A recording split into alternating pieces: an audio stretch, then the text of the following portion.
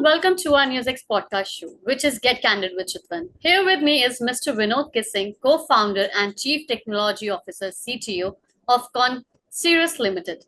Hi, Mr. Vinod. How are you? Hi, Chitvan. I'm good. Thank you. How are you? I'm great, Vinod.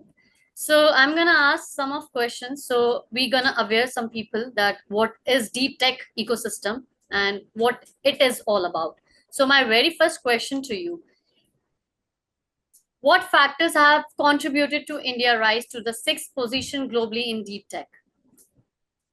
Right. I think there are multiple aspects of this, and these things takes longer to give you the impact. So if you look at last 15 years, there has been lots of change in our mindset, the startup ecosystem. So if you look at the number of startup that India had 10 years back, and in last 5-6 years, it is tremendous.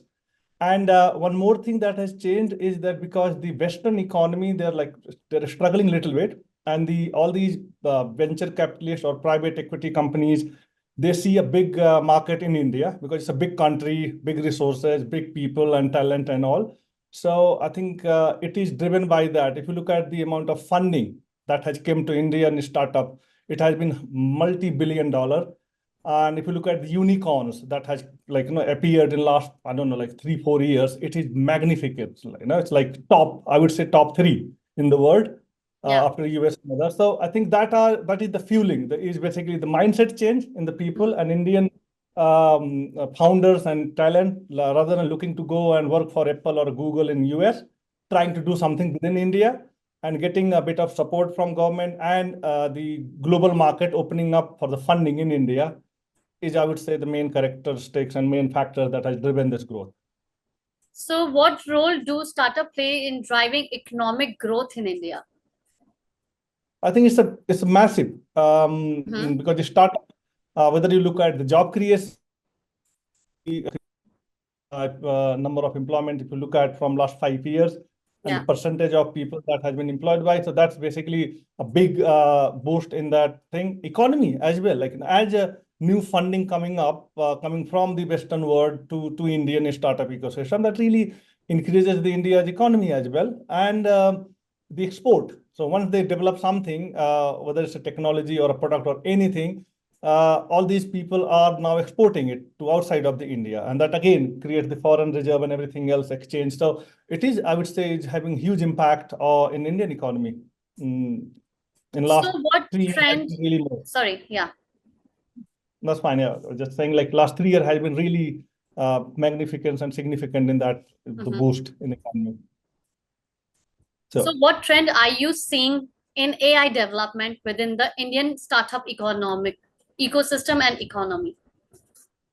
Right. So I think Indian, if you look at from technology advancement, there is a big ride and going on with the generative AI, whether it's a Chat GPT, Bard, or Gemini kind of thing. So I think Indian startups, there are 3 different categories of the Indian startup system that is working towards this wave.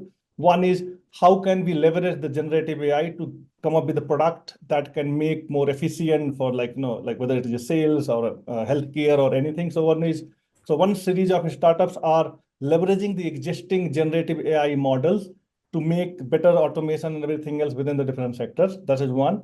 Second are more into how can we create our own GPT or our own large language model more specific to India. You will see lots of people doing in Hindi and more of regional language. So the second category is more like how do we develop something similar to Chat GPT or anything with more Indian content and Indian centric. And the third is more like creating much wider technology research and development, which is primarily focused by government initiative and all. So those are the 3 different categories of the companies within India leveraging this AI wave.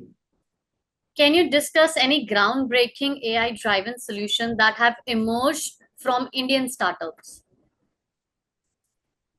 So good question. I think there are multiple, couple of solutions that I came across in the agriculture side, where how can you do, and there are few into the banking, distracting the challenging the banking, challenger banks, and how you provide this credit risk and loan and different financial product. And there has been lots of AI usage of AI Education technology is definitely one where India, you can see lots of companies coming up and Yeah. trying to create content and the classrooms and things that will that is really changing the way people used to Mhm. do the education. So yeah, I think it's a healthcare again. I've heard a couple of companies really trying to do all these. How do you diagnose people? How do you when you go to the laboratory and get your test done? How can they minimize and make you say think this is what it happened, diagnosis and also. I think there are lots of different sectors where Indian startups are making some tangible impact, I would say. So, what area need more attention to ensure startups continue to thrive and contribute to the economy? I think it's a good question. And there are multiple schemes already, as you probably be aware, that government has started, like Digital India, Startup India, and there is like some fund for startup companies. There is Atal Innovation Mission or something like, I Yes, of course. like heard something around that. And recently they I think the government had announced this national strategy for AI and everything else. So I think the government, good news is that government is not lagging behind. They are trying to see what is happening and they're coming up with lots of things. But based on my discussion with lots of startup founders in India and my small experience of myself as well, for example, take the example of the startup funding. I think it's Mhm. very difficult to get the funding in India if you're a startup company as compared to, let's say, UK or US. And I think that is where government can do a lot to even this scheme, fund of fund. We don't need a new scheme, but they can probably government can do a bit more subsidy, reduce the interest rate of the loan, and reduce the bureaucracy and all the red tape like that you have to go through to get the funding, even if you're a genuine innovator in this Mhm. space. I think that is where we need to do a lot of work with the government and public support both combined. And the second thing is, again, goes around the funding and tax relief. And so if you look at, for example, I run a company in UK, my company in UK, we get something like two things. One is technical, like technology grant. Hmm. So if you're doing something very innovative, it has high risk of failure, and we do not see any immediate benefit of revenue generation.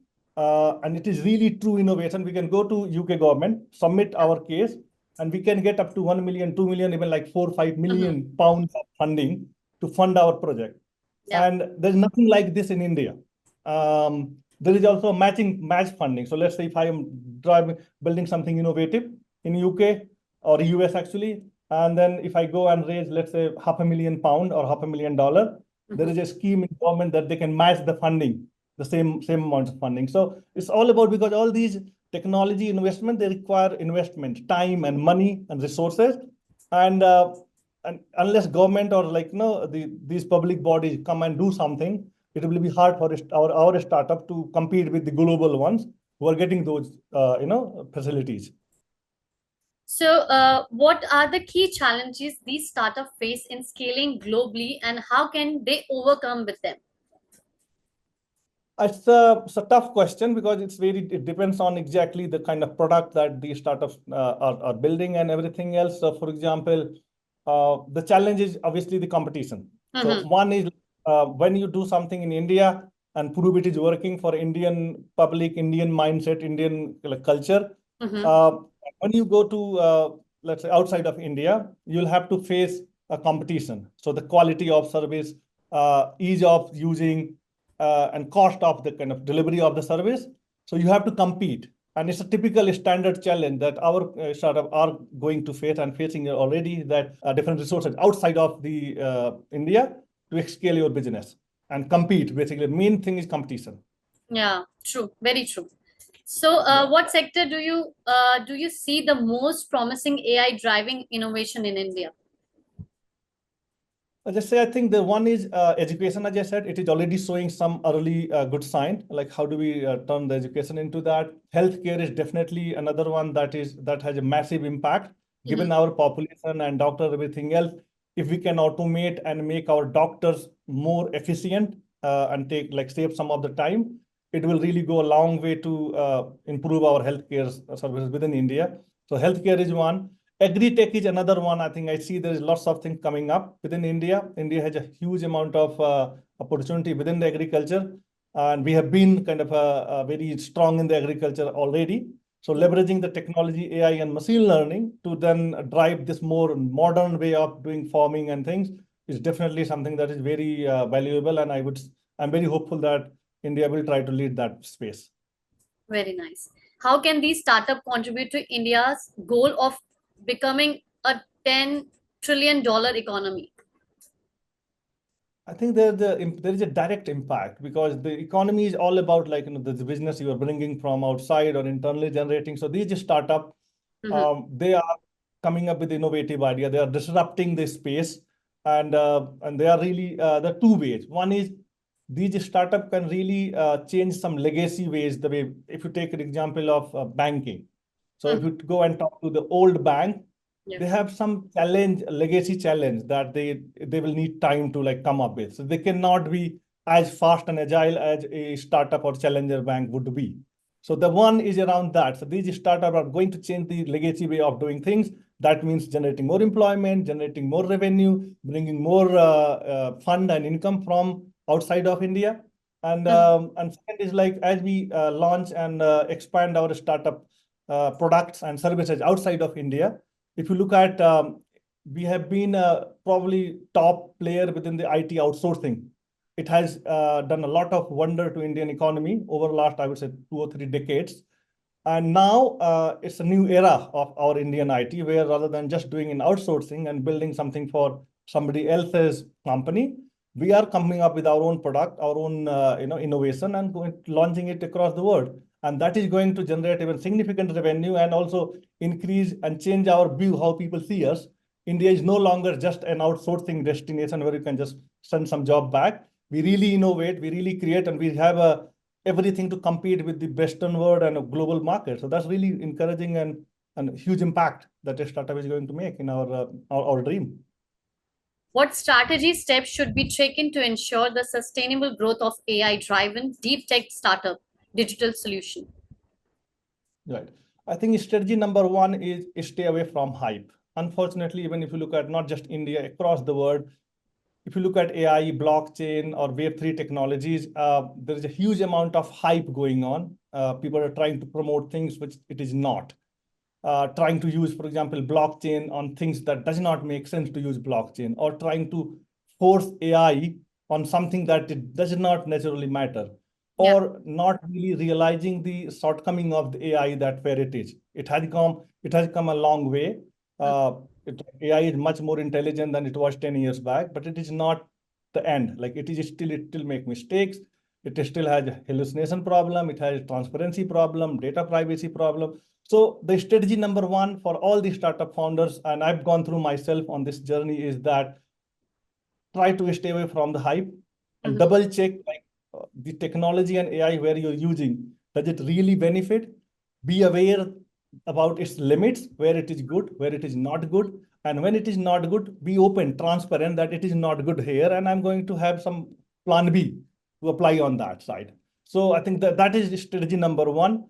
Strategy number two is try to be more, like, impactful. So you're building some AI, and try to see how much impact it is making on whatever sector you are doing. So even if you're doing, let's say, a health tech startup, you're applying some AI and building something, try to be closer to the doctors and the actual ecosystem which you're trying to disrupt, so that they have an early say in your technology, and you will go a long way if you, like, be there on the ground, rather than trying to innovate without keeping them in the loop. And that's the mistake that we all make when we start doing some startup and innovation. So those are, I would say, the two key strategy, I would say, that no, the Indian startups needs to apply to make sure they are really sustainable and they succeed. Thank you for being a part of Get Candid with Chitvan and for tuning into today's episode. I hope you found our discussion with Mr. Vinod K. Singh as insightful and engaging as I did. Remembering, stay informed in the first step towards making a difference in our ever evolving digital world. Until next time, keep exploring, keep questioning, and most importantly, keep evolving. Thank you, Mr. Vinod. Thank you, Chitwan.